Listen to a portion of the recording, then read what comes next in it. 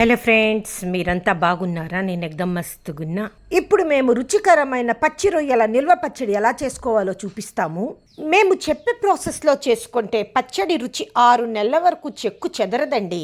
దీని రుచి అంటారా, స్వర్గానికి బెత్తడు అంటారు కదా, అంత బాగుంటుంది. రొయ్యల్ని శుభ్రం చేసి ఉప్పు, పసుపు, అల్లం వెల్లుల్లి పేస్ట్ వేసి కలిపి అరగంట ఉంచండి. ఇప్పుడు దీనిలో నూనె వేయకుండా దానిలోని నీళ్లు ఇంకే వరకు ఉడకనివ్వండి. బాణలిలో నూనె పోసుకొని గోల్డెన్ బ్రౌన్ కలర్ వచ్చే వరకు రొయ్యల్ని వేయించుకోండి. ఇలా వేయించుకోకపోతే దానిలోని పచ్చివాసన పోదు. అందుకు కేజీ రొయ్యలకి 2 స్పూన్ల ధనియాలు, 1 స్పూన్ జీలకర్ర, ఆవాలు 1/2 స్పూన్, మెంతులు 1/2 స్పూన్, కొద్దిగా లవంగా, చెక్క, ఏలకులు, వీటన్నిటిని వేయించుకొని మెత్తగా మిక్సీ పట్టుకోండి. నిమ్మరసం, చింతగుజ్జును కలిపి కొద్దిసేపు ఉడికించుకోండి. మీకు చింతపండు నచ్చకపోతే ఉత్తి నిమ్మరసం కూడా వేసుకోవచ్చు.